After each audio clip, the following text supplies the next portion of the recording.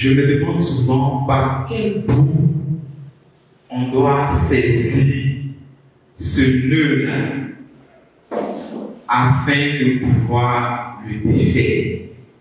Et donc, comme tout à l'heure, vous avez cité des pays en exemple, j'aimerais savoir si dans votre analyse ou bien étude du cas de ces pays-là, est-ce que vous pouvez nous dire un peu succinctement comment ces pays-là ont fait pour se sortir d'affaires? Peut-être que ça pourrait nous inspirer également. L'exemple de Singapour, que j'ai étudié un peu. Singapour est l'œuvre de Lee Kuan Yew. Et Lee Kuan Yew a décidé personnellement de faire Singapour, de ne pas voler 5 francs et de ne pas permettre à aucun de ses membres ou du membre de son gouvernement de voler un denier de l'État.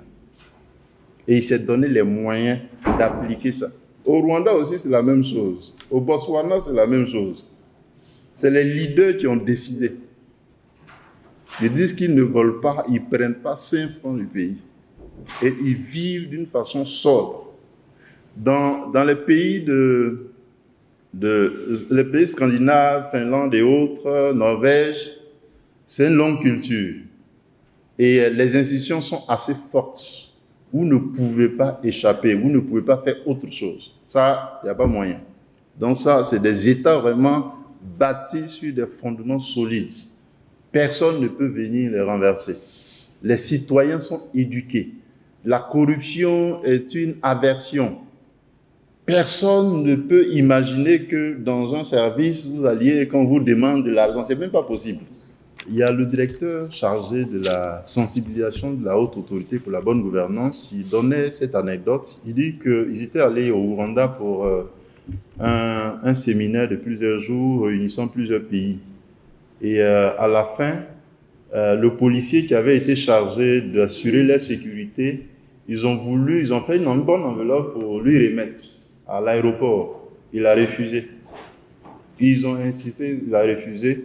Il a donné d'eau, pratiquement ils étaient en train de le poursuivre. Il dit, monsieur, vous perdez votre temps. Cette enveloppe, vous ne trouverez personne pour prendre cet argent. On sait ce que la corruption nous a coûté dans ce pays. On a changé, on ne le fait pas. Le directeur de la sensibilisation de la haute autorité pour la bonne gouvernance, ça veut dire quoi? Donc là-bas, la culture a changé. Voilà. Or, nous sommes dans une situation où ce fléau est culturel. Donc, qu'est-ce qu'il faut faire? Il faut sensibiliser. Et nous sommes là pour ça, pour vous sensibiliser. Nous pensons tirer profit, mais en réalité, on ne tire pas profit. Nous souffrons tous de voir nos enfants dans des classes de 80 élèves, 100 élèves. Ou bien, nous souffrons tous des services de santé.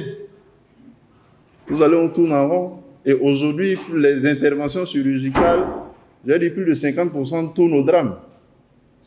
Oui. Donc nous souffrons tous, nous sommes tous exposés. Parce qu'on ne peut pas décider personnellement, chacun à son niveau, pour dire que moi, j'arrête la corruption. Je ne veux pas y participer. Je ne veux pas être auteur du malheur des autres. C'est possible de prendre cet engagement-là. Je crois que ce sera bénéfique pour nous-mêmes, nos familles et pour toute la communauté.